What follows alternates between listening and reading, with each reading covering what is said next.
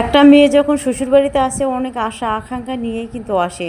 এসে যখন স্বামীকে বলে যে আমার জন্য তুমি কি করেছো, আমার জন্য কি, তখন কিন্তু স্বামীটা বলে আরে চিন্তা করো না, সবই তো তোমার।